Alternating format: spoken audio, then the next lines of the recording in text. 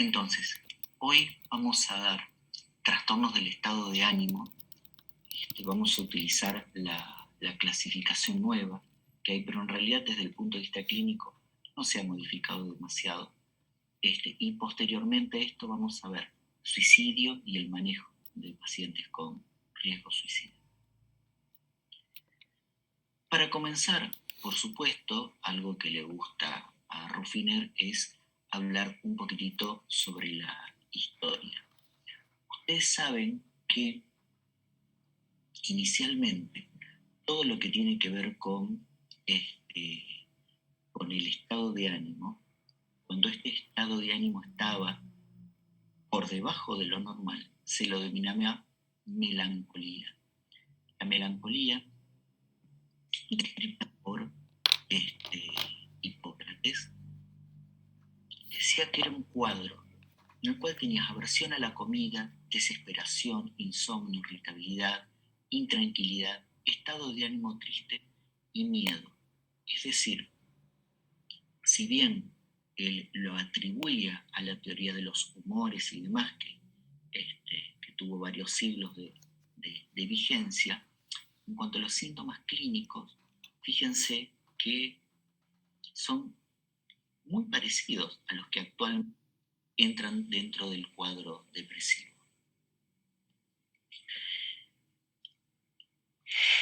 Podríamos decir que la melancolía es una forma de locura crónica, no febril, en la que el paciente se mostraba anormalmente temeroso, triste, cansado de la vida misántropo y que con frecuencia se acompañaba de alguna idea delirante circunscripta. Esta definición es bastante interesante porque vamos a ver que más allá del estado afectivo, del estado anímico, nos vamos a encontrar con que puede haber algunos elementos del mundo de lo psicótico.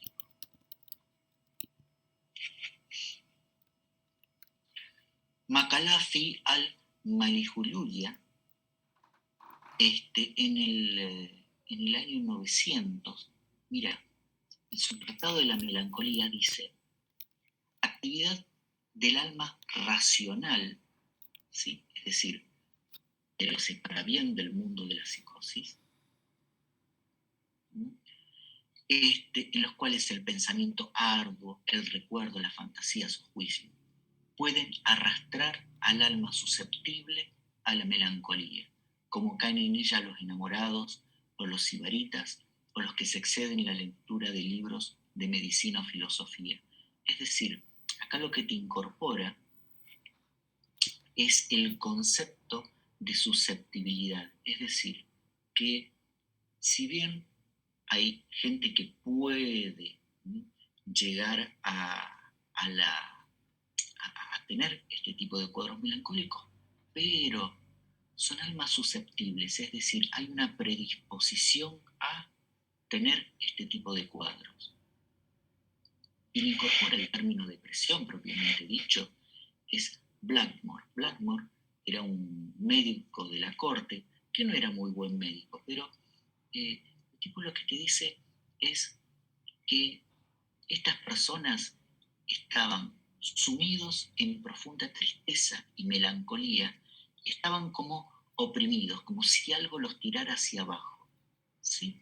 A partir de ahí se denomina, a eso le llama depresión, y queda un poco el término depresión como característica.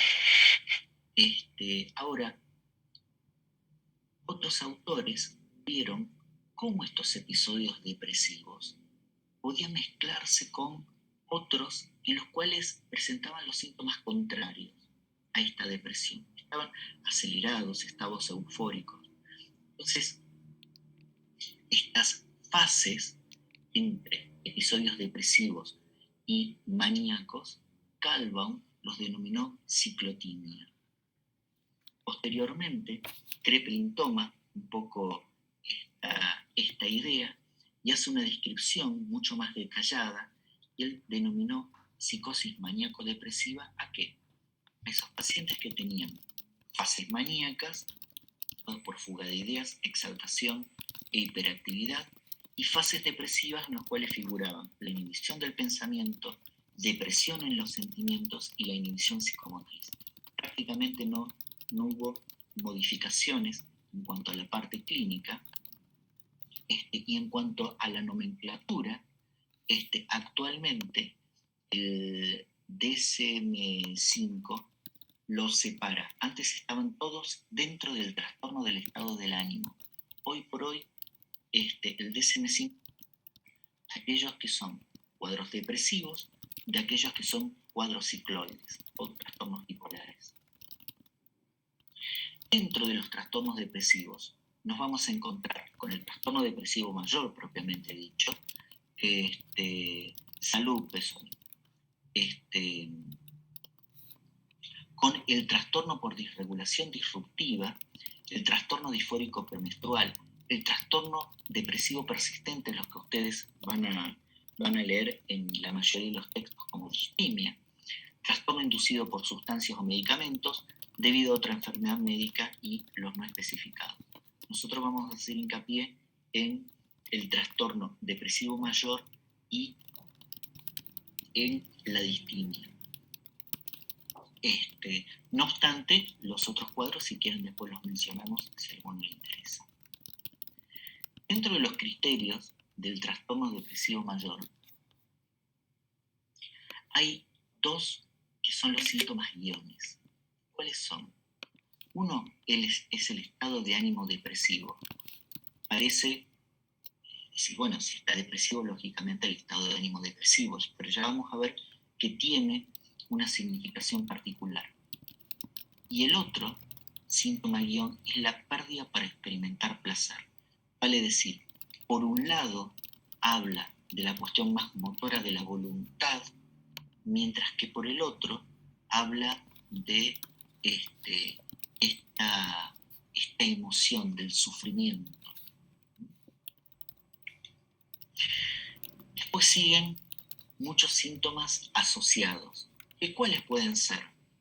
Pueden ser que tenga mucho sueño o poco sueño, ¿sí? Que se sienta lento, que pueda estar agitado e irritable, que pueda tener fatiga o pérdida de energía, tener algunos sentimientos o ideas de culpa o inutilidad, o la aparición de ideas de muerte. Pero me quiero detener un poco en esto. Vos acá tenés un cerebro, ¿verdad, Ana Laura? Y en este cerebro vas a tener, en términos generales, dos mundos. Un mundo que tiene que ver más con lo dorsal, ¿sí? Y un mundo que tiene que ver más con lo ventral. El mundo dorsal, entre otras cosas, hace referencia a la acción, a la voluntad, el poner en marcha aquello que yo quiero hacer. Cuando vos tenés una alteración a nivel prefrontal, ¿sí? Esta persona va a estar con astenia, no va a tener voluntad. En neurología se dice muchas veces que el paciente está frontalizado cuando no puede hacer las cosas. Por el otro lado, todo lo que tiene que ver con la valoración del mundo y con esta cuestión emocional está relacionado más con la parte ventral, ¿sí? Y la parte límbica de nuestro cerebro. Es ahí donde aparece la anedonia o esta dificultad para experimentar placer.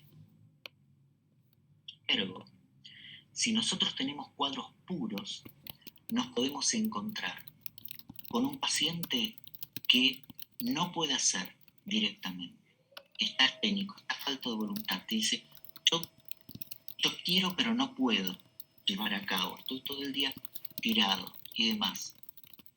Mientras que si lo que predomina es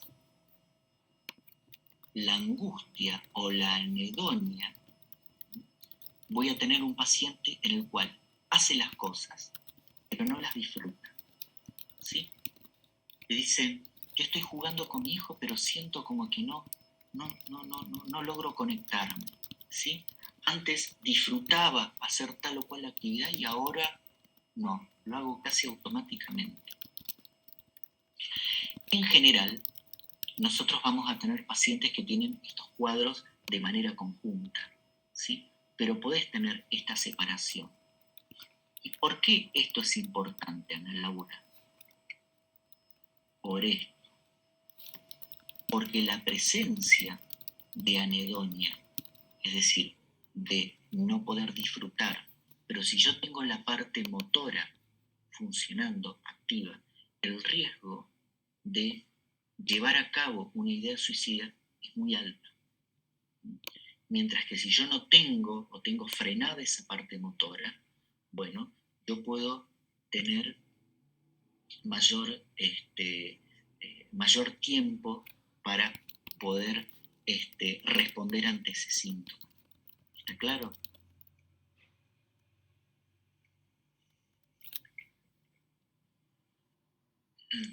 Volviendo a la cuestión que tiene que ver con los cuadros más puros, nos vamos a encontrar que generalmente las vías que están afectadas son las vías serotoninérgicas.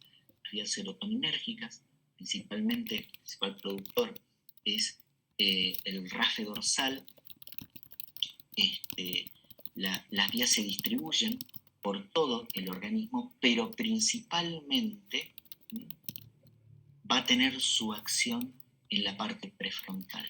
Cuando nosotros tenemos alteraciones serotoninérgicas, ¿qué vamos a encontrar? Nos vamos a encontrar con un paciente que tiene culpa, disgusto, ansiedad, temor, hostilidad, irritabilidad, aislamiento, pérdida de la iniciativa, ¿sí?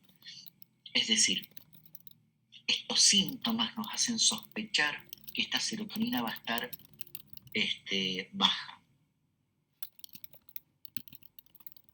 Por el contrario, si nosotros pensamos más en una cuestión de anedonia o esta dificultad para experimentar placer, vamos a pensar en una vía dopaminérgica. ¿Y qué nos vamos a encontrar con? Pérdida de alegría, pérdida de interés, pérdida de placer, de entusiasmo, autoconfianza disminuida. Estos son síntomas que están más relacionados con la melancolía. Lo pueden leer desde los dos lugares.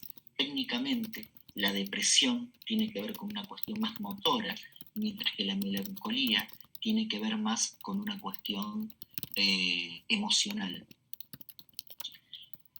Actualmente, las nomenclaturas que se utilizan es a síndrome depresivo como una mezcla de ambas cosas. No obstante, hay veces que nosotros podemos encontrarnos con pacientes que tienen un cuadro depresivo pero ansioso, están en la cama, están en movimientos, no duermen, como muchos están hiperactivos, están irritables, pueden ponerse impulsivos, o que todavía no se llegó a instalar ese cuadro depresivo. Entonces, ¿qué es lo que sucede?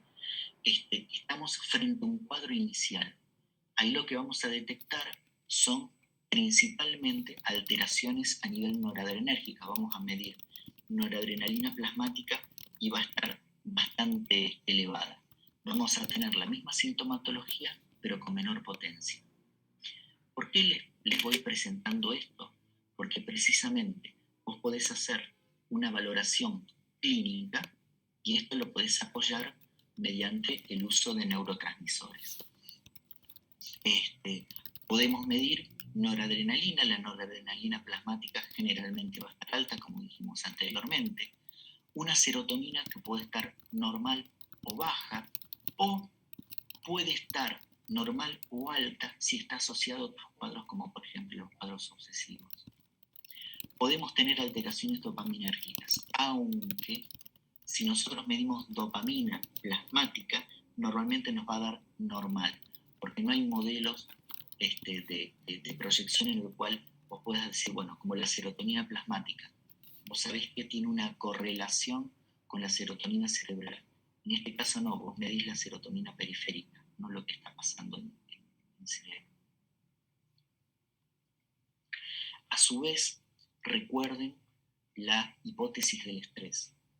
Un paciente que tiene un cuadro de estrés sostenido, un cuadro de estrés crónico, te puede llevar a un cuadro depresivo. Sí, por supuesto. Entonces nos vamos a encontrar con niveles de cortisol altos. Esta hipercortisolemia va a provocar, entre otras cosas, que las células estén alteradas. Y si bien recuerdan ustedes, en primer año vieron que las células gliales tienen una enzima que te permite poder fabricar la serotonina. Ergo, baja las células gliales por estrés, no vas a tener conversión de serotonina, vas a terminar deprimido.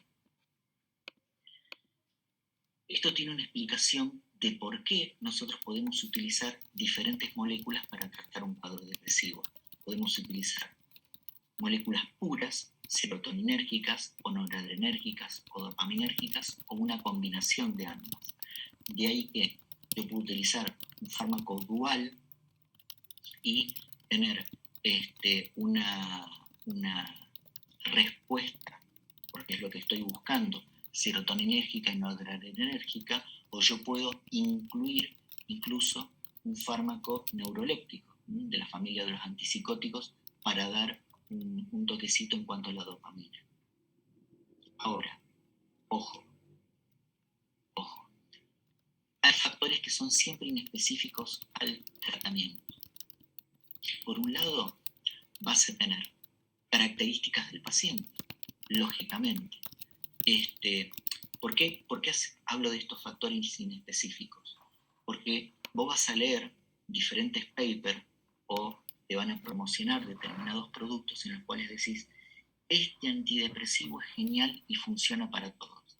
Y sin embargo, ante el mismo cuadro, vos le das misma dosis y demás, y no funciona ese fármaco. No solamente por el perfil de efectos secundarios que pueden aparecer en un paciente, sino porque puede que no haya directamente respuesta. También depende del terapeuta.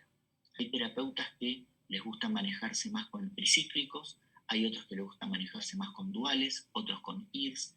Depende del manejo que se tenga desde lo farmacológico, se puede optar por una u otra molécula. Depende del ambiente, mucho depende del ambiente. ¿Por qué Florencia? No mires para atrás. ¿Por qué Florencia? Porque el ambiente puede determinarte que vos respondas mejor o no a una molécula. Doctor, vengo a que me dé tal cosa que le hizo muy bien a mi vecina. Y ya van con la molécula, ¿sí? O por el contrario, te van a decir, ay, pero lo tomó fulanita y le hizo muy mal. Ay, no, pero yo leí por ahí que esto me iba a hacer adicto. Entonces, el ambiente impacta mucho en el tratamiento. Por supuesto que la relación paciente-terapeuta es fundamental, porque muchas veces te podés encontrar con que una molécula le hizo mal, bueno, a un paciente, y sin embargo, si vos le explicás el porqué y demás, puede tomar la misma molécula y tolerarla, ¿sí? O sea, la relación médico-paciente que vos puedas instaurar va a repercutir tanto en la aparición de efectos secundarios como en el efecto terapéutico. ¿Qué drogas vamos a utilizar? ¿Qué moléculas vamos a utilizar en un cuadro antes de pasar a la distimia? ¿Qué vamos a utilizar en el consultorio, clínica médica de un paciente que tiene síntomas depresivos? Primero, uno tiene que descartar que no haya patología clínica concomitante. ¿Esto qué quiere decir? Que no esté cursando, por ejemplo, un hipotiroidismo, o que no esté cursando con algún problema suprarrenal, o que no esté cursando con una anemia. Entonces, yo tengo que descartar, primero, que no haya ninguna cuestión clínica que esté interfiriendo. Por otro lado, si yo veo que hay síntomas de riesgo, como una cuestión, como ideas de muerte, por ejemplo, Si bien ya lo vamos a ver en la segunda parte, tengo que pensar en una derivación. Tercero, si yo voy a prescribir un antidepresivo, tengo que pensar muy bien en las interacciones, ¿sí? A veces uno se olvida de determinadas características de los antidepresivos, y vos sabés que hay antidepresivos que no los pueden tomar con el jugo de pomelo, por ejemplo, porque te puede interactuar, ¿sí? No obstante, en general, si ustedes se animan a tratar una depresión, tienen que ir por lo más seguro, que es el utilizar IRS. Las moléculas que uno puede tener cierto manejo sin mayores dificultades son paroxetina, sertralina, citalopram y fluoxetina. ¿Sí? Son moléculas que están en el mercado hace mucho tiempo y uno sabe que funcionan bastante bien y que el perfil de efectos secundarios son bajos. Las dosis que suelen utilizarse son promedios de paroxetina 25 miligramos, de fluoxetina 20 miligramos, de sertralina de 50 a 100 miligramos, de escitalopram de 10 a 20 miligramos. Si ustedes ven que no responde, que aparecen efectos secundarios raros, que prueban uno de los medicamentos o directamente no quieren hacer el seguimiento, piensen en una derivación. ¿Está? En cuanto a la distimia es un cuadro complicado. ¿En qué sentido? Es complicado porque a veces es muy difícil de poder diagnosticar. Si uno tiene que hacer una definición, es un trastorno crónico del estado diánico hipotímico, en lo cual aparece poco apetito, ¿sí?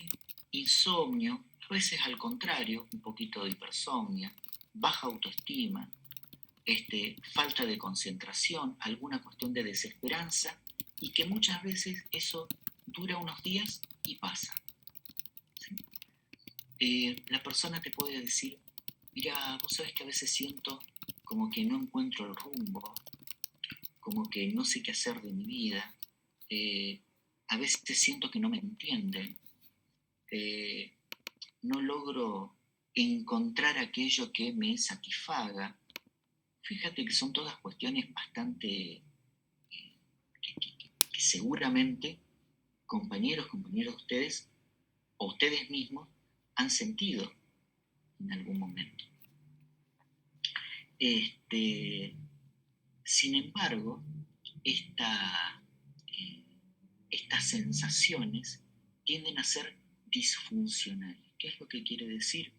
Tiende a poder, digamos, a interferir en el estudio, ¿sí? Porque no pueden sostenerlo. O pueden interferir en el estudio porque cambian 2, 3, 4 veces de carrera, porque no encuentran la vuelta. Puede interferir en una pareja, porque dice, no, mirá, siento que no sos lo que estoy buscando, porque es como que siempre le encuentra el pelo al huevo. Hay mucho sufrimiento, hay mucha sensación ¿no? de una autoestima muy baja. Suelen pensar que no son lo suficiente para accionar ante una persona o para hacerse cargo de un trabajo y demás. Si ustedes miden neurotransmisores en estas personas, van a encontrar muchas veces alteraciones serotoninérgicas, pero no siempre se dan. Todo depende del momento en el cual vos evalúes. Responden bien a los antidepresivos, pero les vuelvo a repetir, es muy, muy difícil de poder diagnosticar. Si uno no lo tiene ahí medio presente, pasa de largo. ¿Qué tipos de antidepresivos? Lo mismo, los IRS, escitalopram, paroxetina, sertralina. Si hay algo que ustedes quieran preguntar y demás, por supuesto me interrumpen. Tenés otro capítulo dentro del DSM que son los trastornos bipolares y todos los trastornos relacionados. Es decir, todo aquello en lo cual se presenta en forma de ciclos. El trastorno bipolar se caracteriza porque el tipo 1, por la presencia tanto de síntomas maníacos como depresivos. Los síntomas depresivos ya los dijimos. ¿Cuáles son los síntomas maníacos? El contrario. Así como vos tenías poca actividad motora en un depresivo, vas a tener una actividad motora exacerbada. El paciente va a estar hipercinético, va a estar hiperborrágico, va a estar con un aumento de la actividad intencionada. Y a su vez va a presentar euforia, que es la contraparte de esta sensación de anedonia. Es decir, te dice que todo es maravilloso, el mundo es fantástico, todas las personas son buenas, no sé cómo no podés disfrutar de esto que nos regaló Dios, que es lo mejor que existe. Esta sensación de felicidad exagerada es fantástica. Cuando un paciente está maníaco, nunca te va a consultar. Te lo puede llevar la familia a que lo veas, ¿sí? Pero si el paciente se siente espectacularmente bien, tiene muchísima potencia, tiene muchísima energía, te duerme 2 horas y te puede hacer 1000 proyectos. Come poco, trabaja a una gran velocidad y todo el tiempo está construyendo cosas, construyendo ideas. En este caso, por el contrario, si existe algún tipo de riesgo, ¿cuáles son? Que un paciente va manejando a 200 kilómetros por hora y tiene un accidente, pero no porque se quiera matar, ¿está? Sino porque va a una velocidad que él cree que es la correcta. O te podés encontrar con esto. La primer paciente que atendí en mi vida profesional y privada fue una paciente bipolar. Me llaman al domicilio y cuando quiero entrar prácticamente no puedo caminar porque la casa estaba llena de estatuitas. Estatuitas por todos lados, todos adornos y estatuitas por todos lados. Entonces, bueno, me llevan a la cocina, veo, era enero, sin calor, y 3 arbolitos de Navidad en la cocina, 2 heladeras más otra heladera allá, cocinas, chino. Y la paciente me comentaba porque ella en un futuro va a construir departamentos y demás, ¿no? Una mujercita, lógicamente, feliz, pero que al día 2 ya no tenía más jubilación, porque se la gastaba en cuestiones absolutamente innecesarias o en proyectos el aspecto del maníaco muy característico porque suele estar muy producido, viste, muchos anillos, muchos colores vivos y demás, y siempre sonriendo.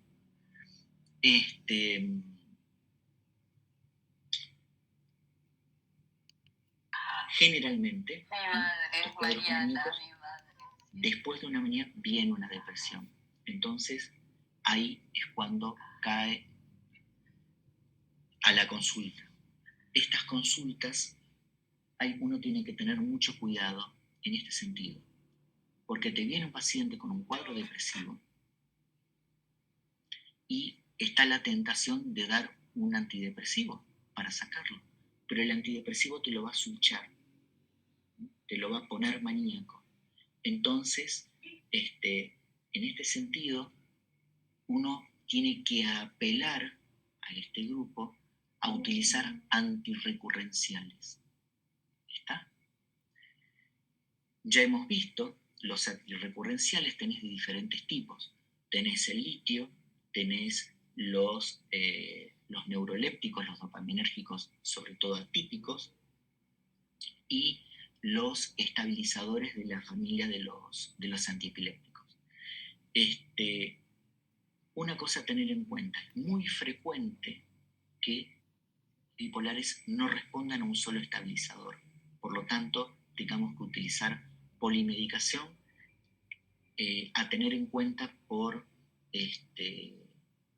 las interacciones y los numerosos efectos secundarios que pueden aparecer. Si viene un paciente a una guardia que está maníaco, tienen dos opciones. Pueden dar algo para bajarlo rápidamente, como por ejemplo olanzapina, ¿sí? O si está sumamente maníaco con algunos síntomas psicóticos. ¿Por qué? Porque la manía vos podés tener síntomas de tipo delirante. Podés utilizar el haloperidol. Va a bajar hasta después poder encontrar un estabilizador de mantenimiento.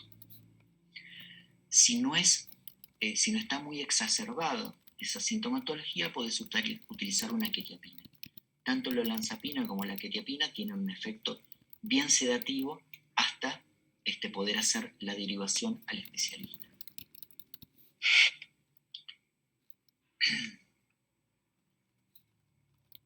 Recuerden que si no está indicado, excepto que sea especialista y tenga mucha cancha en esto, dar litio como primer fármaco, como fármaco, ahí nomás, apenas lo conoces. No.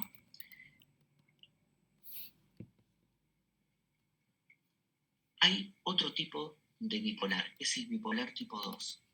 El bipolar tipo 2 se caracteriza porque hay depresiones y una hipomanía. ¿Qué es lo que quiere decir?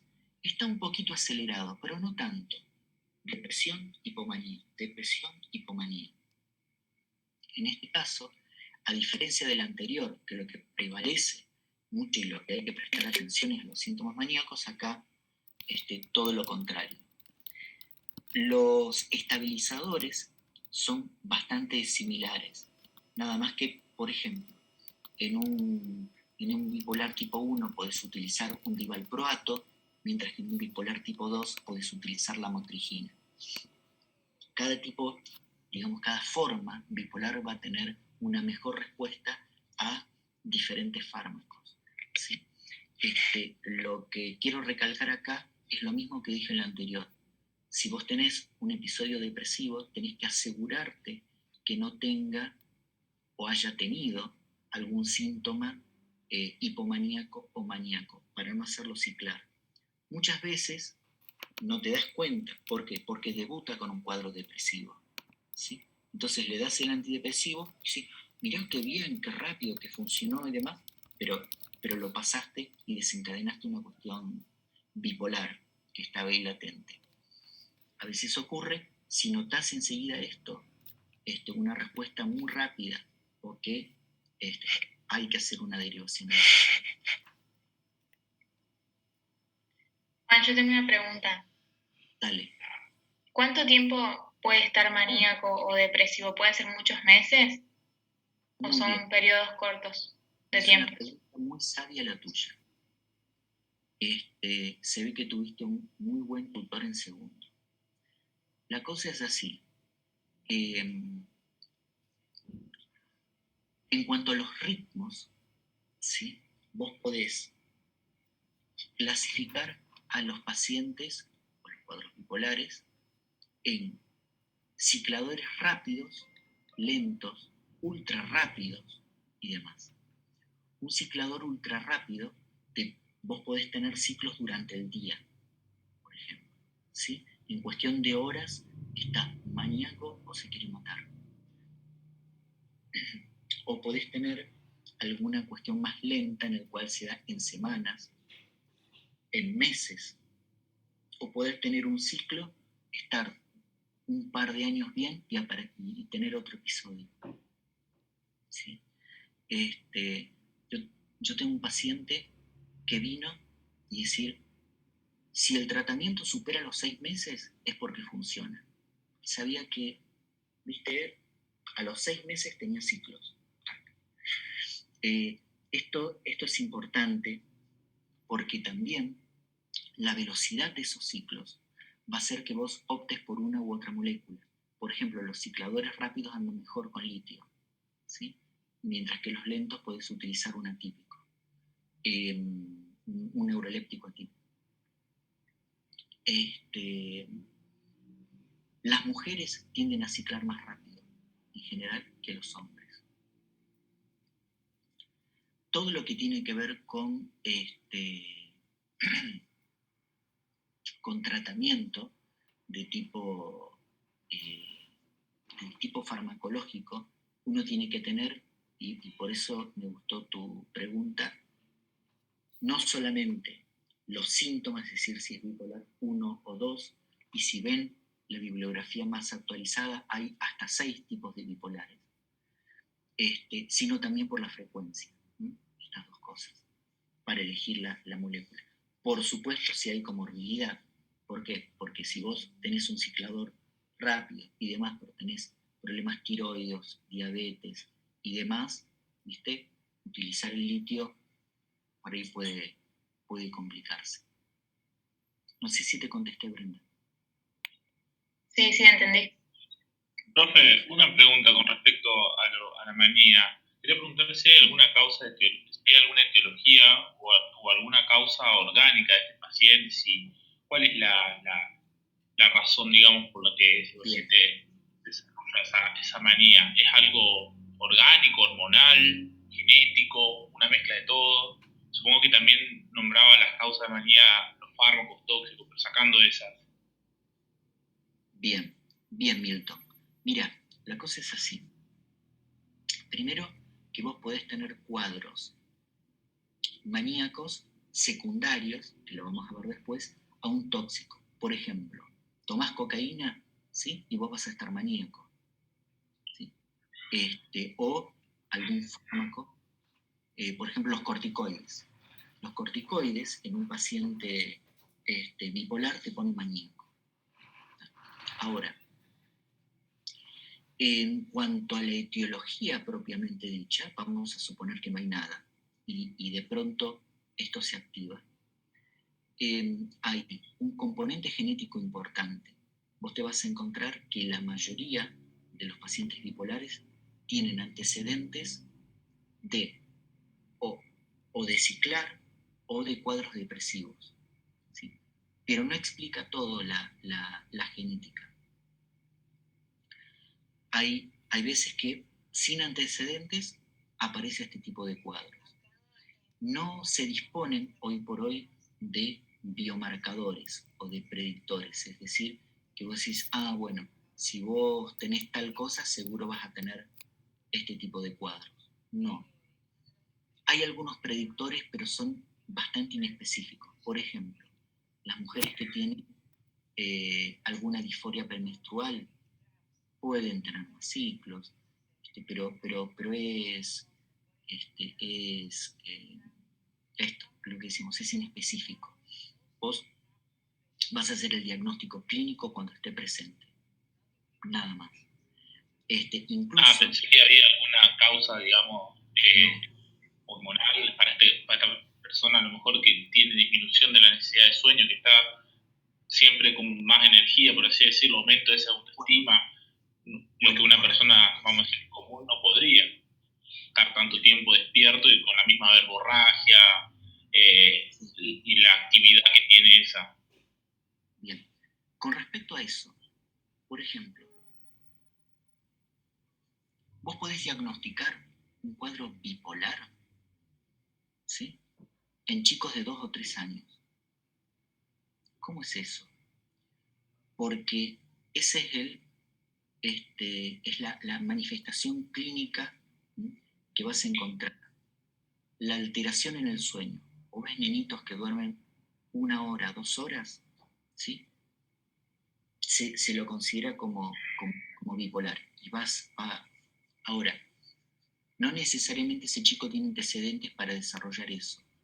¿Qué es lo que ocurre con ese chico? Hay diferentes hipótesis, pero no hay nada que esté probado. Lo que tiene que ver con los ritmos y demás, es cierto. De todas maneras, trabajar con, con agentes que modulen melatonina no, no te regula los ciclos. ¿Sí? Puede ser un coadyuvante, pero no te lo regula. De la misma manera que la luminoterapia.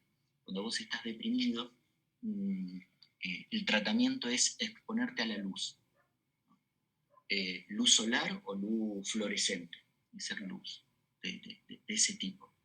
Y dice que al cambiar los ritmos mejora un poco el estado de ánimo.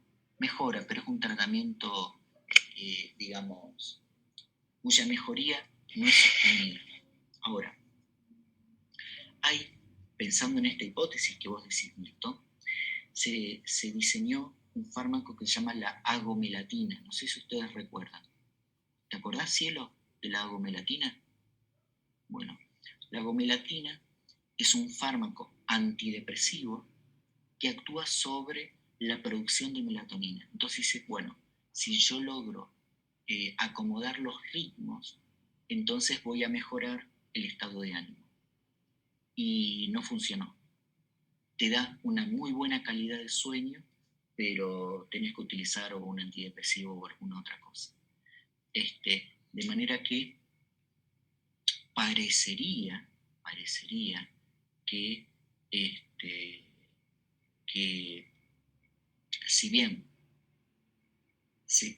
a ver, te lo planteo diferente. Si bien se sabe que estas patologías son patologías de ritmo, depresivo más lento, maníaco acelerado, ciencia cierta no se ha podido descubrir exactamente qué es lo que te hace que tu ritmo sea más lento, sea más rápido, o por qué se va modificando en el transcurso del tiempo. ¿Se entiende, Milton? Sí, gracias. Sí, es una respuesta típica de políticos, ¿viste? Que contestan un montón para decirte, no sé. Che, sigamos. Dentro de los otros cuadros que ciclan, vos tenés el trastorno ciclotímico. ¿Qué es el trastorno ciclotímico? Es cuando vos tenés episodios hipertímicos o hipomaníacos y tenés episodios hipotímicos o depresiones muy suaves. Entonces estás fluctuando todo el tiempo. Estás algo acelerado, algo deprimido. Esto es una ciclotimia. Uno lo tiene que tratar como si fuera una cuestión bipolar. Se utilizan estabilizadores. Muchas veces no son tratados estos pacientes. ¿Por qué? Porque tienen ciclos muchas veces muy largos. Tengo pacientes que solamente se deprimen en invierno. Sí, están ahí medio bajón en invierno, después llega la primavera y zafan. Pero son depresiones muy suaves, muy leves. Y después el resto del tiempo están bien, y están activos, etc. Entonces, ya saben que hay determinadas épocas del año que se ponen más sensibles y determinadas épocas del año en las cuales presentan un mejor humor. Muchas veces, les digo, no se tratan, pero porque uno los toma como si fuera parte de la personalidad de uno. ¿Sí? No lo ve como una cuestión patológica.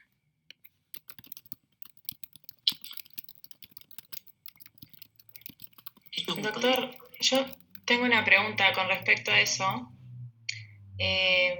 Justamente, por ejemplo, ¿cómo se hace el diagnóstico diferencial en una persona que está cursando con algún tipo de duelo por pérdida, por algún fallecimiento, una pérdida propia de trabajo, o bueno, cosas de la vida que te hacen hacer duelo?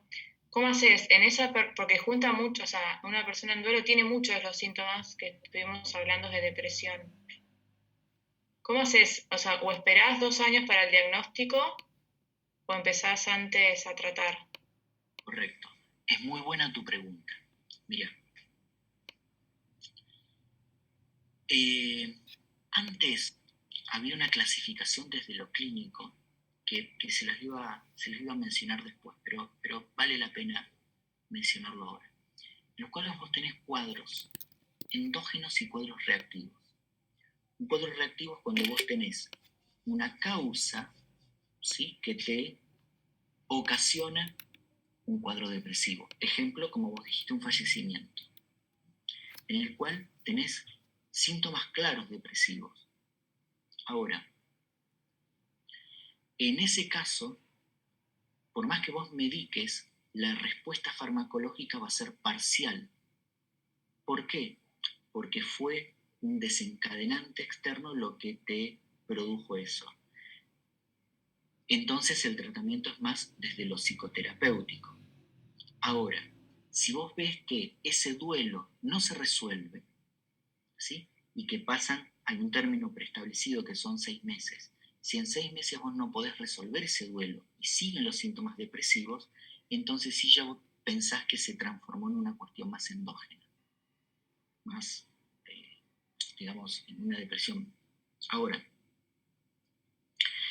no es que, te quiero aclarar, no es que se haya transformado en una cuestión endógena, sino que vos ahí sí o sí tenés que responder o trabajar con fármacos antidepresivos. Mientras tanto, vos lo podés manejar dependiendo de la sintomatología que haya.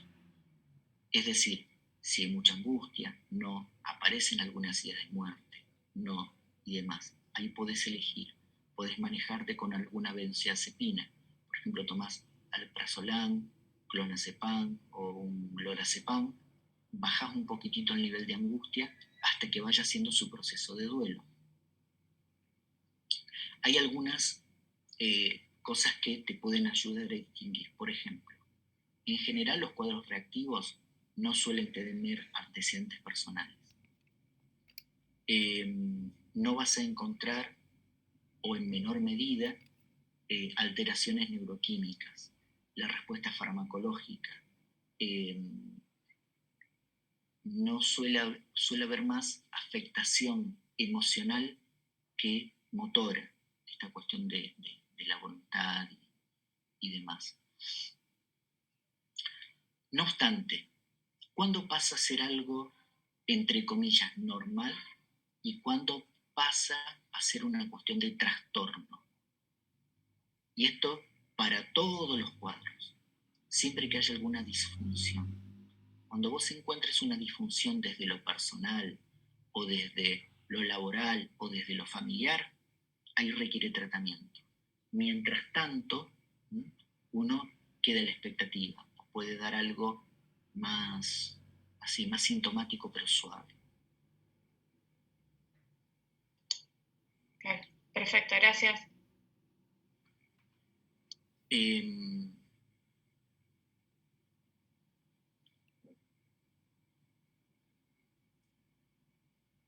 Vamos a suponer que la línea horizontal es estar estable.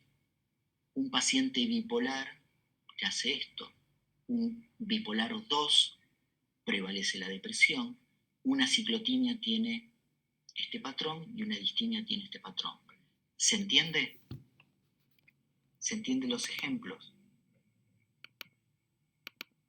Sí, se entiende. Bien, perfecto.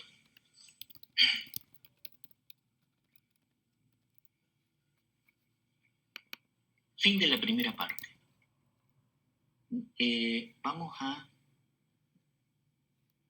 Vamos a hacer hincapié en algunas cosas y sobre todo en algunas preguntas que ustedes hicieron.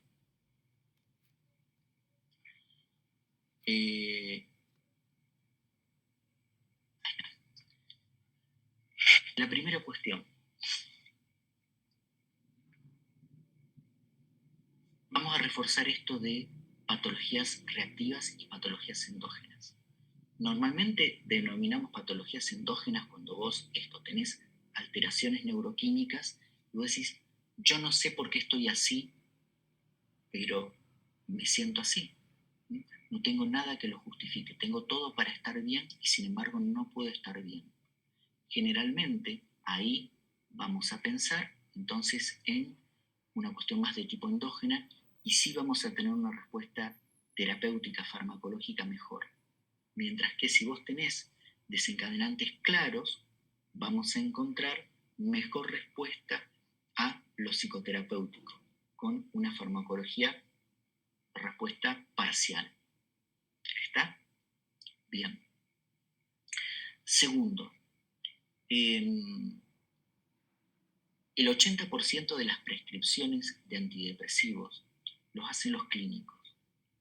Por lo tanto, si van a prescribir un antidepresivo, estudien bien qué es lo que van a dar y por qué y qué otras características asociadas hay. No obstante, si no quieren abordar ese tipo de pacientes, ahí hacen la derivación. Otra cuestión a tener en cuenta. Recuerden siempre de descartar las causas orgánicas más frecuentes de depresión. ¿Está? Quinto, este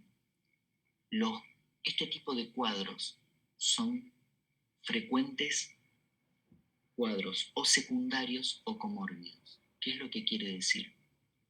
Vos podés tener un paciente obsesivo o podés tener un paciente con pánico y que se asocie a una depresión. O podés tener un paciente con un trastorno de personalidad y que se asocie. ¿Está claro? Entonces, si llegan a observar este tipo de respuestas parciales al tratamiento, es que probablemente estén tratando la comorbilidad. Si es un fenómeno secundario, entonces el tratamiento hay que ir al tratamiento de base. Ejemplo, si vos tenés un problema de un TOC, ¿sí? Un trastorno obsesivo, y secundariamente te deprimís, tenés que tratar el TOC, ¿sí? Aunque los síntomas depresivos sean el motivo de consulta. ¿Está? Y lo más importante tiene que ver con lo que vamos a ver ahora. Es decir, un paciente que viene a una guardia o al consultorio y vos detectás o te manifiesta ideas de muerte. ¿Qué hacer? ¿Cómo manejarlo?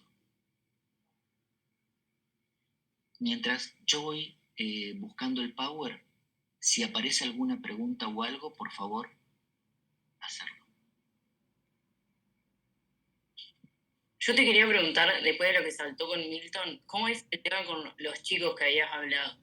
O sea, con chicos así tan chiquitos de 2, 3 años, ¿cómo te arranca un tratamiento?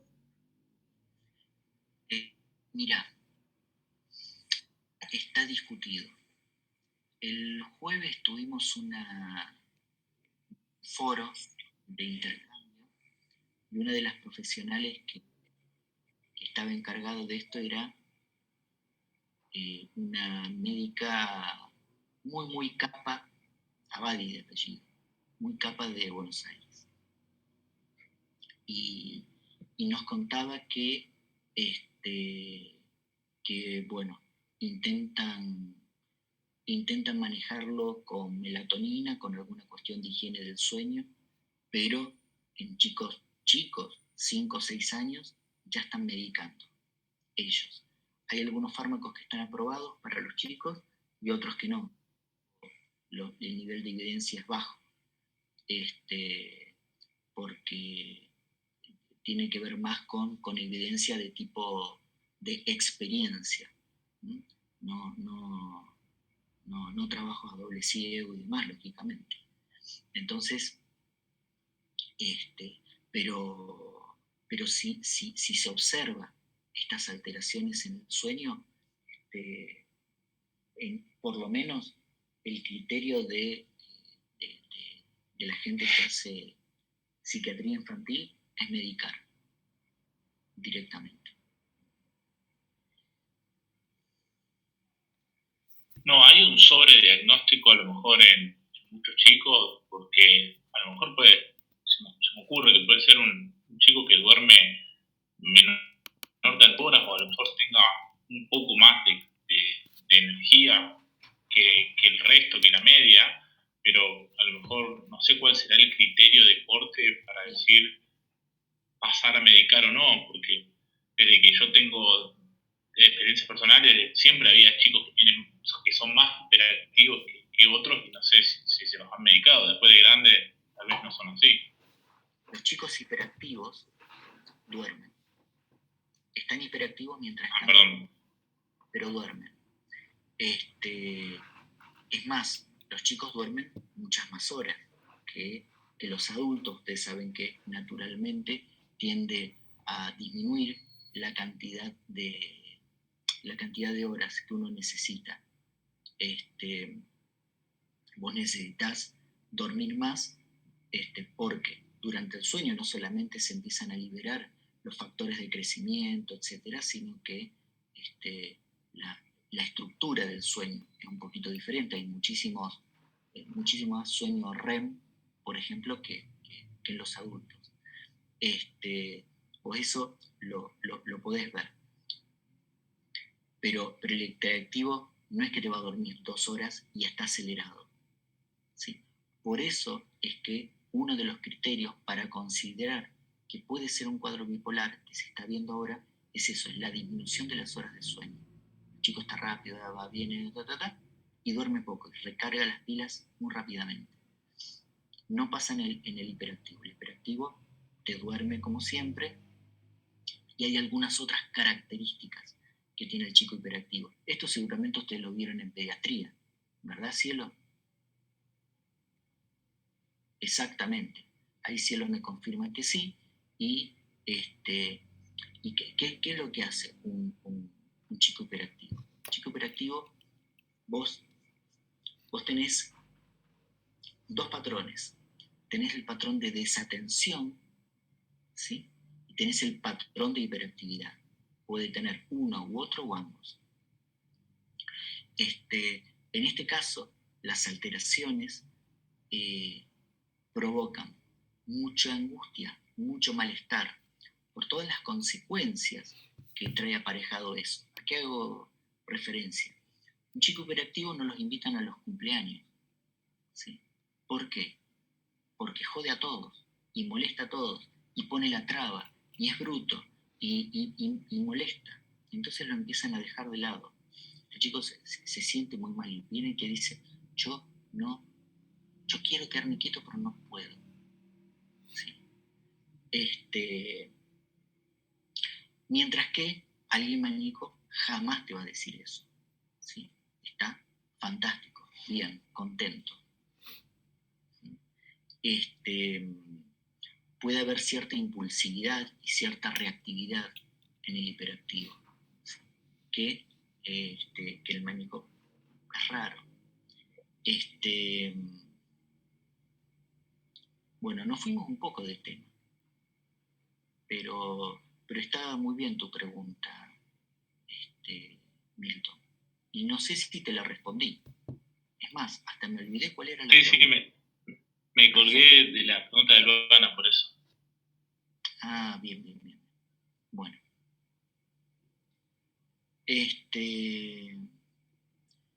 Pesoni Enrieto.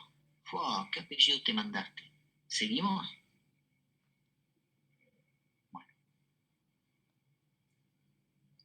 ¿Qué hacer cuando te llega, sea un intento de suicidio o alguien que tiene ideación suicida?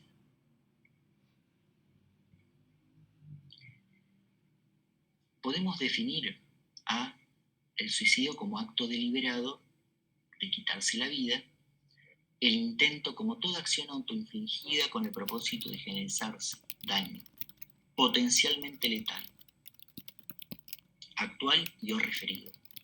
Hay que tener en cuenta lo siguiente. Ustedes se van a encontrar con muchos pacientes que se tomaron 3 clonazepam y te dicen, lo hizo para llamar la atención. Ojo, hay que ver muy bien cuál es la idea de base. ¿Está claro? ¿Por qué? Porque si realmente hay una idea de muerte, no lo hizo o no se animó o no importa, llamó para que lo asistieran, pero la ideación está. Por lo tanto, uno lo tiene que considerar como un intento de suicidio y tiene que hacer la derivación pertinente. ¿Está claro? No quede como que, sí, fue una crisis histérica, fue una cuestión. No hay que minimizar nada de este tipo de señal. Estas son algunas estadísticas. Mira, nosotros, ¿hace cuánto que estamos hablando? ¿1 hora? Muy bien. Es decir, que en este interín se mataron 80, casi 100 personas en este ratito. Es decir, que es algo sumamente frecuente, es algo muy difícil de frenar. Es la segunda causa de muerte entre los jóvenes de 10 y 19 años. Y vos fíjate el patrón de lo que pasó en la Argentina. Hace unos años, la mayoría de los intentos de suicidio se daban en el adulto mayor. En la medida que iba subiendo la edad, el riesgo de suicidio iba siendo más alto. Pero este patrón cambió y se hizo una curva bimodal. Es decir, un pico en la adolescencia, después cae y vuelve a subir en los viejos. Por lo tanto, la edad de riesgo, hoy por hoy, si bien van a ver en los tests, en las encuestas o en la bibliografía que se da, en los viejos no. Ustedes recuerden que es una cuestión bimodal. El porcentaje de letalidad es relativamente alto. De cada 20 intentos, uno lo logra. El 80% tiene un trastorno afectivo de base, es decir, tiene algún cuadro depresivo de fondo. Puede estar bien manifestado o no, pero lo hay, ¿sí? Y esto de la cuestión de la dependencia del alcohol, ustedes recuerden que el alcohol tiene, muchas veces, buscan como un efecto terapéutico, ¿sí? No obstante, hay muchos suicidios encubiertos por el alcoholismo, ¿sí? Vos vas, chicos que se hacen percha en un accidente de tránsito alcoholizados. Bueno, si uno se pone a pesquisar bien, ve que puede haber algún trasfondo depresivo. Es decir, lo que hizo el alcohol fue desinhibirlos. Entonces, se pudieron animar a hacer lo que normalmente no se hubieran animado.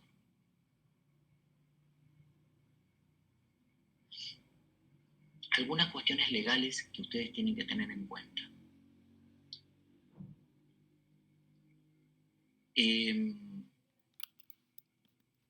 Vos tenés que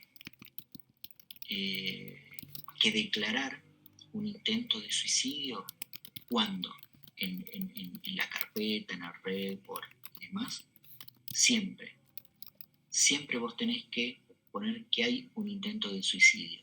Ahora, vos tenés que pensar en una posible denuncia de acuerdo a la potencial causa. Ejemplo,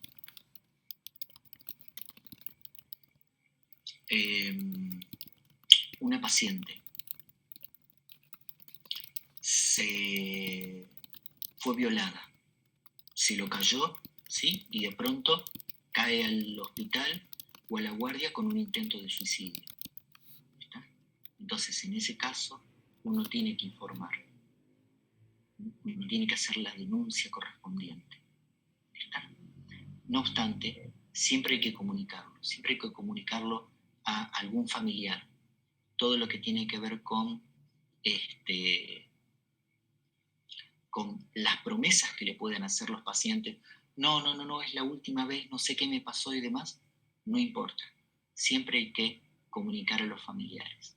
Por supuesto, hay que evaluar en una guardia los elementos letales. ¿Por qué? Porque se pueden encontrar una guardia que no se anima a suicidarse y de pronto ahí, ¿sí? Entonces saca un revólver y se lo pone en la cabeza, ¿sí? O en las típicas películas, viste, que se sale a la ventana para tirarse un sexto piso.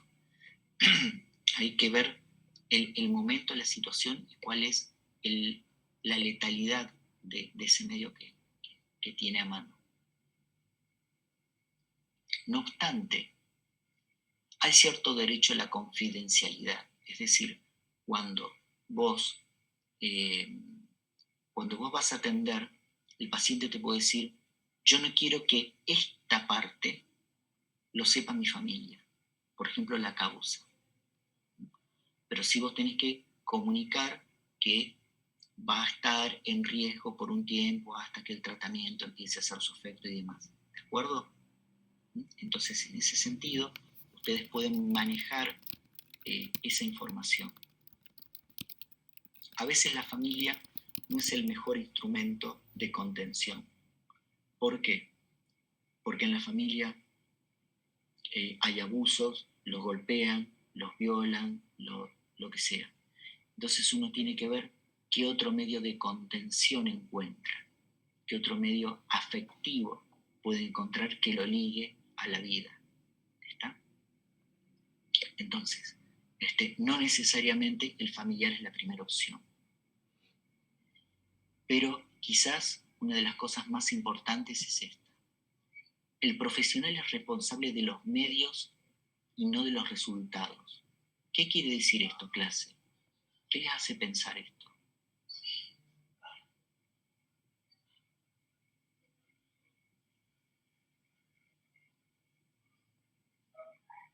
¿Clase?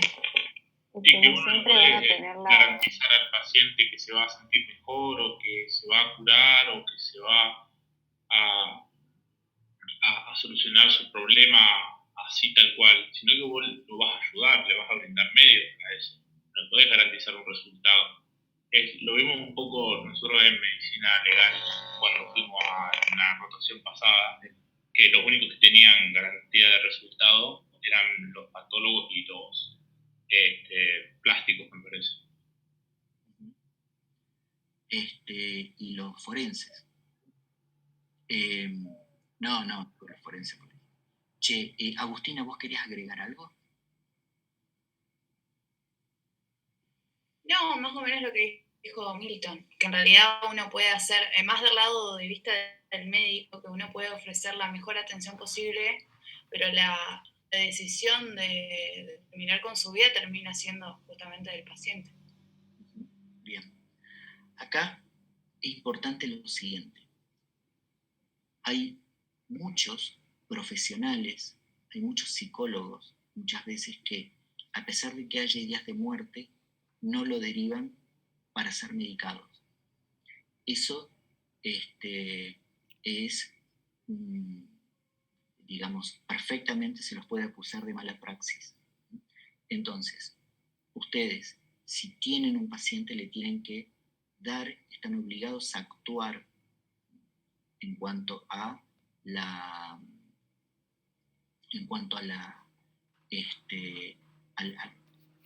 al evaluar ustedes que existe un riesgo. No me salían las palabras. ¿Sí?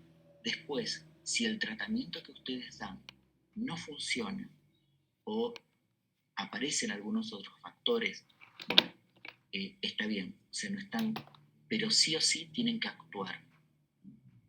No pueden dejarlo librado a que el paciente, bueno, cualquier cosa, consulte. ¿Está? Entonces, los medios obligados son estos. Pero hay que tener en cuenta lo siguiente. Cuando vos das un antidepresivo, ojo, que lo primero que empieza a actuar es la parte motora. Por lo tanto, si vos tenés un tipo con ideas de suicidio, puede ser que tu medicación lo estimula a que lo haga, hasta que recién empiece a actuar sobre la parte más emocional. ¿Se entiende? Por lo tanto, no es solamente dar la prescripción, sino vos tenés que tener una vigilancia en ese primer tiempo. ¿Está claro? ¿Y qué tan seguido es esa evaluación? O sea, ¿cómo la estableces?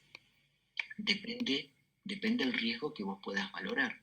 Podés hacer una internación domiciliaria, por ejemplo, por 20 días hasta que la medicación empiece a funcionar. ¿Sí? Generalmente ese es el tiempo de latencia de la mayoría de los antidepresivos, 3 semanas. Entonces, podés establecer una internación domiciliaria, podés decirle al familiar, bueno, que lo siga, además que no lo deje, que no se deje manejar solo, etc. Pero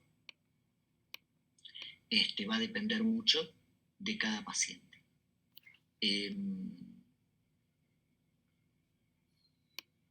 Vos vas a tener indicadores directos. Un indicador directo es cuando vos decís, bueno, yo frente a esto tengo que actuar. Uno es que el paciente te diga, mira, tengo ganas de morirte. De morirte no, de morirme. Muchas veces no lo dice si no lo preguntan, pero si lo preguntan, en general, el paciente les contesta y les dice, y siempre hay que preguntar. Un tip que tienen que tener en cuenta es que hablar de la muerte no va a potenciar la idea de muerte. ¿Está?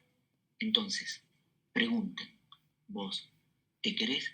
Pero ese que pensaste alguna vez en dormirte y no despertarte, o pensaste en matarte. Ajá. ¿Y cómo lo harías? Entonces vos ya estás viendo la planificación, si hay o no, de manera de poder evaluar ese riesgo. ¿Está? Pero pregunten ante la duda. Si tiene una tentativa, es decir, te cae a la guardia con un intento de suicidio, es un indicador directo, obviamente. Si no lo dice además, pero hay una planificación, ¿sí? Ejemplo, que cuelgue en Instagram, en Facebook, o no sé qué cosa, ¿viste? Ay, ¿cómo me gustaría ir y colgarme en la palmera de la plaza de tal cosa? Tirarme en el puente colgante en el amanecer. O sea, que haya una planificación clara. Y antecedentes de suicidio en el último año. Es decir, que por más que el paciente no venga, pero ha tenido durante el año algún antecedente, indicador directo. Vos tenés algunos indicadores indirectos, como por ejemplo el riesgo epidemiológico.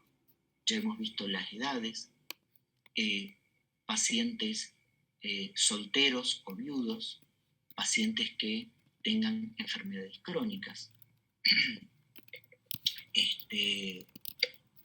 Vos podés tener un indicador indirecto cuando hay referencias indirectas a la muerte. ¿Cómo es esto? Que yo te diga, Lucas, vos sabés que vos vas a estar mejor cuando yo ya no esté.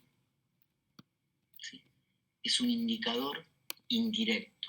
Ah, ya me van a extrañar ustedes cuando yo no esté. ¿Sí? Pretensión de arreglar las cosas de la vida con la muerte. ¿Esto qué es? Yo tengo grandes deudas. O yo no me quiero enfrentar a un conflicto social. Entonces, buscas como alternativa el matarte, lo podés ver como esto, ¿no? Como una posibilidad. Pérdida reciente de un afecto. Esto es cuando antes preguntaban sobre un duelo, ¿sí? Yo estoy atendiendo a una nena con un cuadro bipolar que hace unas 4 días, 3, 4 días, muere la mamá por COVID. Y la mamá era un poco como la gallina de la familia, ¿no? Porque cuidaba a todos. Y el marido vive tirado en el patio, llorando, abrazando la ropa de la mujer, que se quiere morir. ¿Sí? O sea, apenas aparece la pérdida de un afecto, puede aparecer un riesgo. Alteraciones negativas en el contexto. Esto hace referencia a Por ejemplo, María Juliana. María Juliana, ¿qué haces estudiando medicina si vos no servís para nada? María Juliana, vos, la verdad, vos te viste al espejo. María Juliana, vos, y así. Es decir, una valoración negativa del contexto o el bullying que se hacen los chicos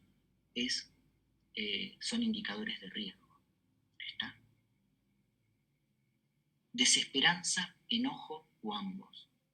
Yo tenía una vez un chico que había ido a comer con la novia y la novia en la cena le dice, mira, cortemos porque no te quiero más. El pibe se levanta, se va a su casa, agarra una pistola, se la pone en la boca y se dispara. Con algo que se ve que en ese milisegundo se arrepiente y desvía, y la bala le sale, se desvía en la lengua y le sale por acá. Cae en la consulta con un agujero en la cabeza, pero sin ningún tipo de daño, nada, ¿sí? Una cuestión bien reactiva. A la consulta le dice, no sé qué me pasó, me volví loco ese segundo. No tenía antecedentes, no era un chico depresivo, estaba en la consulta de buen ánimo, la mamá lloraba al lado de él y demás, chico de 31 años, 31 años. Preocupada la mamá por esto, pero él, nada, dice, no sé qué me pasó. Y bueno, pronóstico excelente. Aumento de la perturbación psicológica, esto es, que haya alguna alteración patológica de base, es decir, que el paciente se esté deprimiendo, por ejemplo.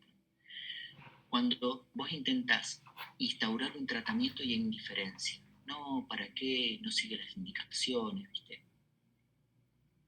Y antecedentes de fuga. Alguien que se escapa de su casa 2, 3, 4 veces y va a la policía, lo lleva de nuevo a su casa. Bueno, hay que hacer una valoración contextual y muchas veces se te mata.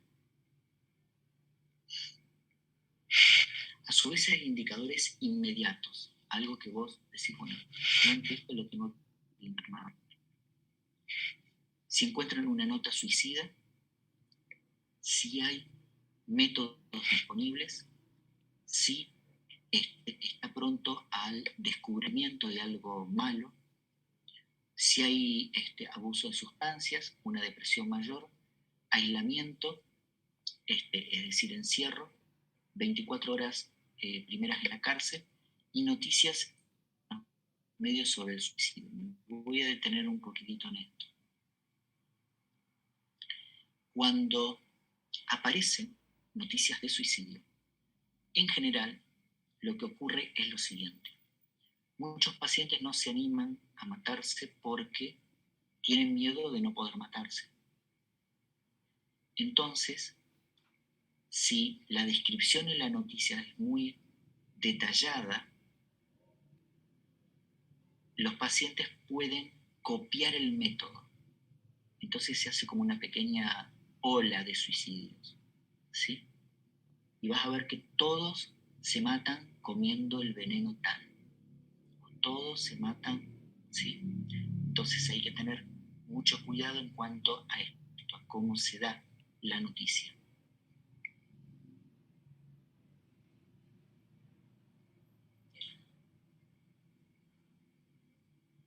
Cuando vos estás frente a un paciente, en tu cabeza vas a evaluar riesgos y factores protectores. Factores de riesgo. El sexo, si bien las mujeres tienen, digamos, mayor cantidad de intentos de suicidio, los hombres nos matamos más. El tipo de método. No es lo mismo alguien que se corta las venas a que toma veneno para ratas. ¿Por qué? Porque aquel que toma veneno para ratas es un método muy raro. Es muy raro. Es un método que está más dentro de la psicosis, mientras que el otro está más dentro de una cuestión depresiva. Cuando vos tenés así métodos que son muy violentos, muy raros, lo más probable es que haya una psicosis de base. A mí me tocó atender una vez una pacientita que estaba con una esquizofrenia, la cual la mamá, otra psicótica, se mató delante de ella, la encerró en el dormitorio y delante de ella se prendió fuego. ¿Sí? Un suicidio psicótico. Por supuesto, el tipo de planificación y las circunstancias que están ahí, cuál es el grado de impulsividad que tiene ese paciente, la actitud después del intento, si es una cuestión de displicencia, de preocupación, de angustia, etc. Hay algunos factores protectores. ¿Cómo es el contexto? ¿Cómo es la familia? ¿Cómo es la personalidad? Etcétera. Entonces, vos rápidamente vas haciendo una escala en tu cabecita y decís, bueno, yo acá tengo un paciente con muy alto riesgo o con bajo riesgo. ¿Cómo vas haciendo el interrogatorio? El paciente suele estar hostiado o angustiado. Entonces, vos tenés que utilizar un lenguaje claro y simple, ¿sí? No le vas a andar preguntando sobre cuestiones demasiado rebuscadas. ¿Qué te pasó? Y sí, porque hay algo, ¿no?, en el cual vos puedas extrañar, hay algo que no pudiste decir, etcétera, etcétera. Tratando de empatizar lo más rápido posible. ¿Esto qué quiere decir? No juzgando. ¿Cómo hiciste esto? Mirá, tu familia, ¿qué va a pensar tu familia de vos? ¿No pensaste en tus hijos? No, no hay que juzgar, sino tratar de ser lo más imparcial posible y tratar de entender lo que pasó. Esto que ya se los comenté, es que preguntar es falso. Esto de que vos puedas empujar el suicidio si hablas del suicidio. A veces vos podés decir, bueno, ¿qué pasó que bajaste los brazos? ¿Qué pasó que...? ¿Sí? Podés entrar por ahí. De todas maneras, en algún momento, vos podés utilizar la palabra, bueno, ¿por qué quisiste matar? ¿Por qué utilizas esas palabras? Y no, ¿por qué te quisiste hacer daño? Porque vos le estás diciendo, mira, que cuando te matás y te morís y se terminó. No sabemos después si hay otra vida o si vos vas a estar flotando acá. No sabemos qué pasa después. Por lo pronto,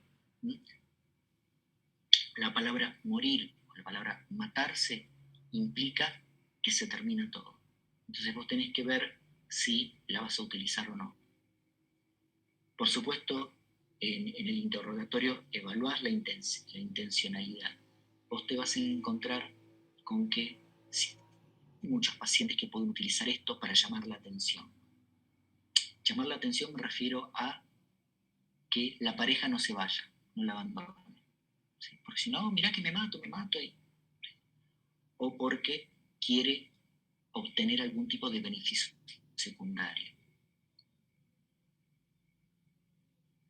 Hay una cuestión patológica evidente, porque si vos intentas matarte para sostener a tu pareja, hay algo que no está bien en vos, no solo en la relación.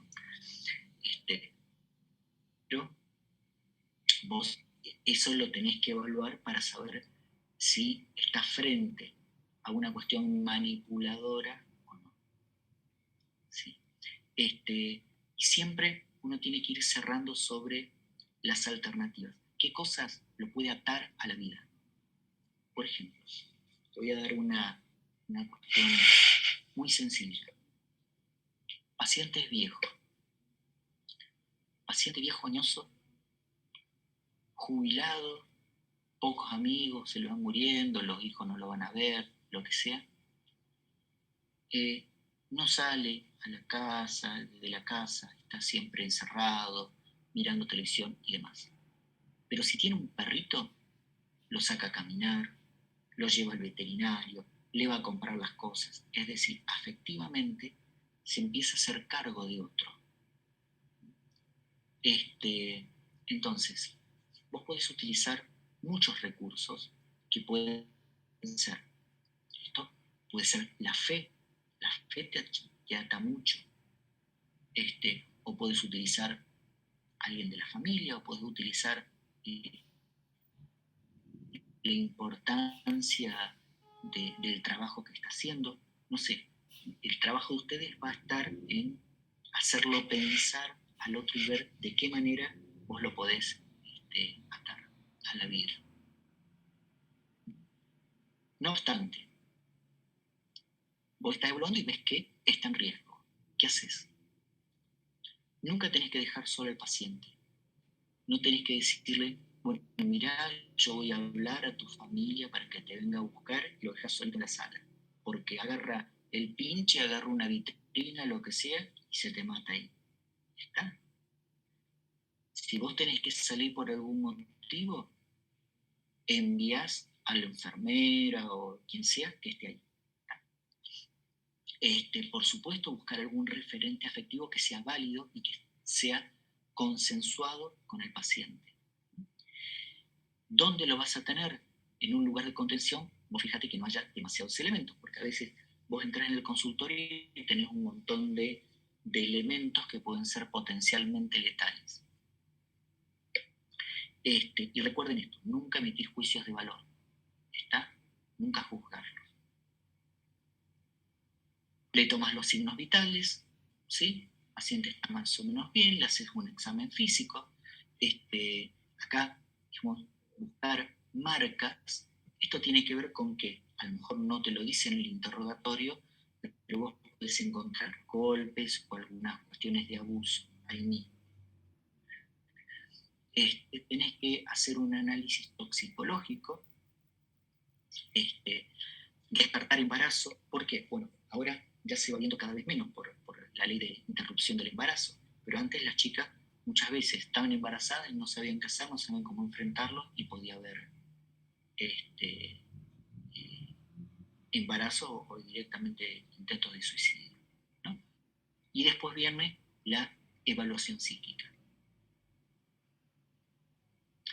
¿Qué medidas vas a tomar?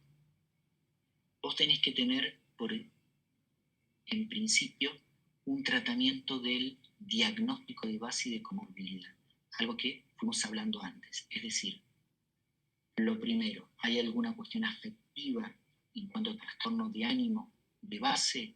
Sí, no, y tipo de personalidad. Y si hay alguna otra cosa dando vuelta. Si tiene alguna lesión o no, se hace. Por supuesto, el abordaje siempre es verbal. De todas maneras, hay veces que el paciente puede estar agitado. No, me quiero matar, déjame. En ese caso, es necesario o hacer algún tipo de contención mecánica y sí hacer algún fármaco. ¿Qué tipo de fármaco? Generalmente se utilizan benzodiazepinas de alta potencia, utilizas un lorazepam intramuscular, por ejemplo. Si aparece algún fenómeno psicótico, le asocias un haloperidol intramuscular. Si no, con eso suele ser suficiente. Baja, disminuye el nivel de angustia y demás. Ante situación de riesgo, vas a la observación o una internación. ¿Cuándo? Cuando vos tenés autolesiones que son graves, vos ves que el método utilizado tiene una alta tasa de letalidad, cuando el paciente es sumamente impulsivo o cuando encontraste una planificación clara, cuando hay una persistencia del pensamiento suicida, aunque, ¿por qué? Porque esto es así, muchas veces el paciente intenta matarse y después como que baja la potencia de esa ideación, pero si persiste, hay que internarlo. Si tiene intentos previos, si es un consumidor, si hay presencia de bla, bla, bla, bla. ¿Qué pasa si vos estás en duda? Lo internás. ¿Sí? Ante la duda se interna. ¿Qué pasa si este paciente pide una alta voluntaria? ¿Sí?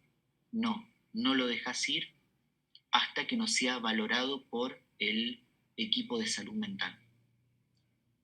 En todo caso, yo me quiero ir, usted no me puede retener y demás, no le hacen firmar en disconformidad.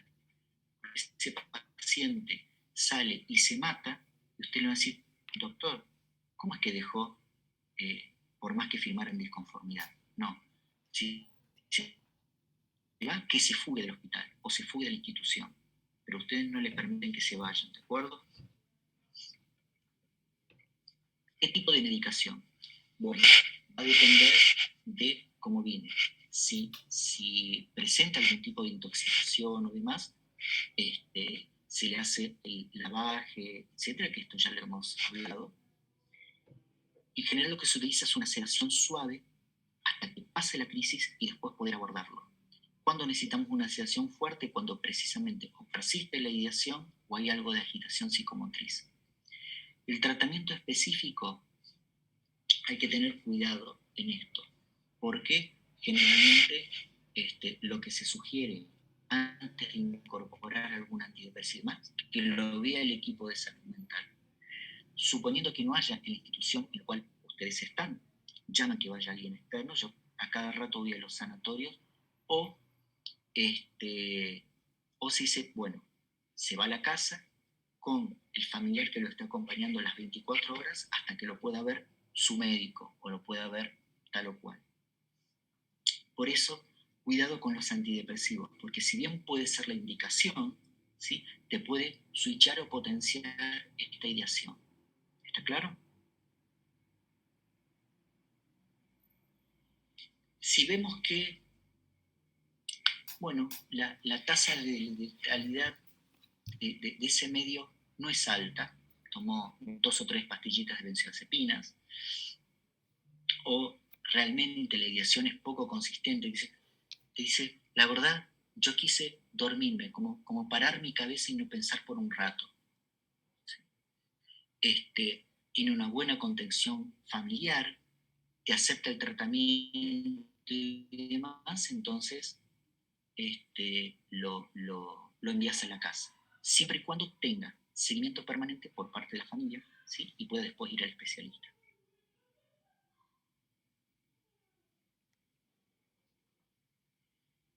¿Cómo hacer un seguimiento? Por supuesto, lo que vos vas a hacer es restringir el acceso a determinados medios. El poder ir hablando de las ideas suicidas. Si bien el paciente, por supuesto, te puede mentir, te dice, no, la verdad que estoy mucho mejor, ya no tengo más ideas negativas o lo que sea. Bueno, pero hay que ir valorando esto. Así como nosotros tenemos una conducta de no juzgar, lo mismo hay que enseñarle a la familia, que no lo presione, que no lo juzgue, que no lo culpabilice. Ofrecer el apoyo y acompañamiento y, por supuesto, si es menor de edad, pensar siempre en la escuela, ver qué fue lo que pasó, porque acá te podés encontrar con 2 situaciones. Que la escuela, por una cuestión de bullying, de acoso, puede ser el causante de esta situación, o por el contrario, ay, pobrecito, mira, qué sé yo, no, nosotros vamos, y empieza a tener un trato sumamente diferenciado de otros chicos. Eso también tiene un impacto negativo. ¿Está? Entonces hay que hablar que si bien hay que observar alguna cuestión de riesgo, el chico tiene que ser tratado como un igual. ¿Sí? Muy bien. Preguntas, dudas sobre el tema, aportes. Es un grupo que hace buenas preguntas, me gusta.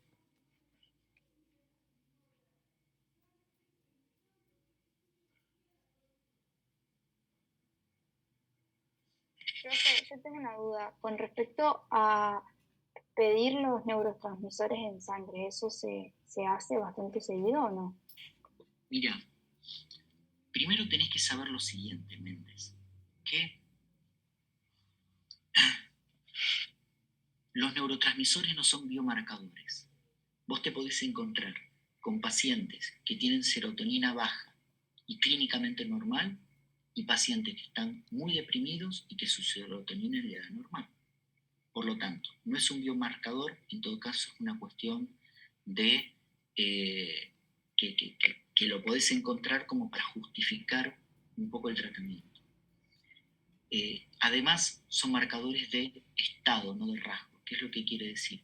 Que vos en este momento podés estar bien y de acá a 3 meses tener alteración de esos neurotransmisores. ¿Sí? No es algo que persiste. Excepto que es una cuestión genética. Podés medir la genética, pero tiene una especificidad de un 50% más o menos. Es decir, tenés determinados polimorfismos